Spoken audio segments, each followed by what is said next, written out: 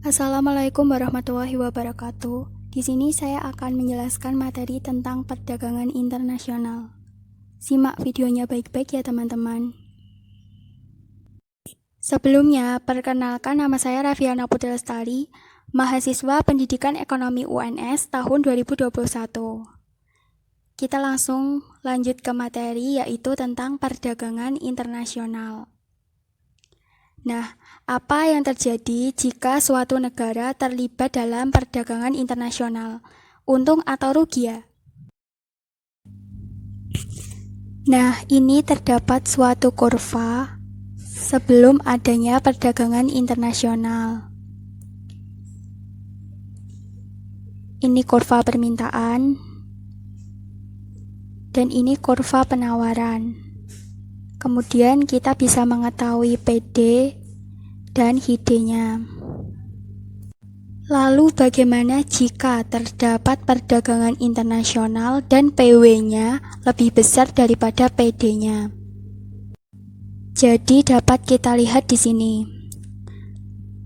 Permintaannya turun dari HID ke Hi1.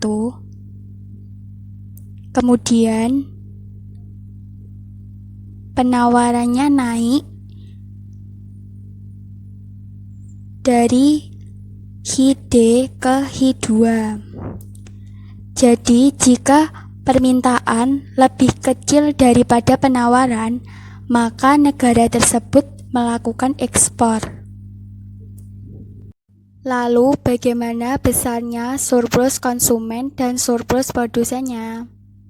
Di sini terdapat bidang A, B, C, dan D.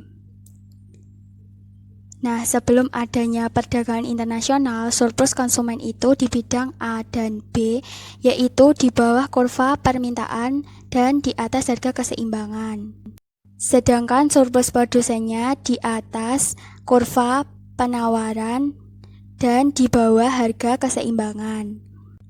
Jadi, total surplus sebelum adanya perdagangan internasional itu di bidang A, B, C.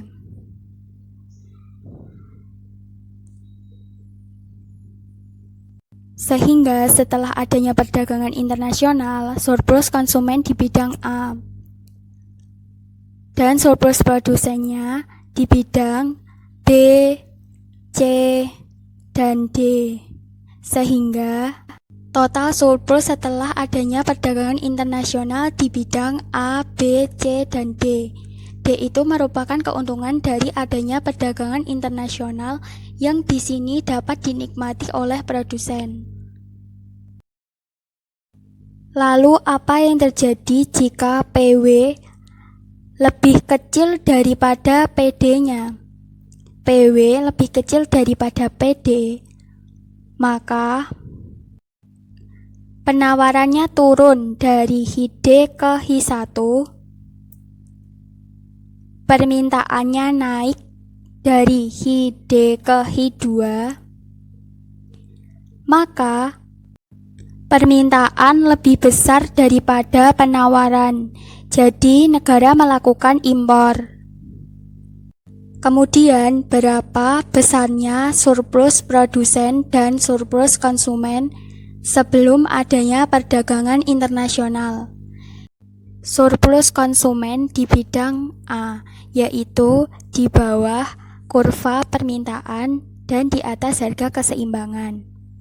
Surplus produsen di bidang B dan C, yaitu di atas kurva penawaran dan di bawah harga keseimbangan. Jadi total surplus tanpa adanya perdagangan internasional di bidang A, B, dan C. Selanjutnya, jika terdapat perdagangan internasional, surplus konsumen di bidang A, B, dan D, sedangkan surplus produsen di bidang C. Sehingga total surplus dengan adanya perdagangan internasional di bidang A, B, C, dan D, di mana D itu adalah keuntungan yang dapat dinikmati oleh konsumen. Maka kesimpulannya adalah adanya perdagangan internasional apabila PW lebih besar daripada PD, maka produsen diuntungkan dan konsumen dirugikan. Tetapi apabila PW lebih kecil daripada PD, maka konsumen diuntungkan dan produsen dirugikan. Tetapi secara umum, dengan adanya perdagangan internasional itu menguntungkan, karena total surplus bertambah, maka kesejahteraan juga bertambah. Mungkin ini saja yang dapat saya sampaikan. Apabila ada kesalahan, saya mohon maaf. Wassalamualaikum warahmatullahi wabarakatuh.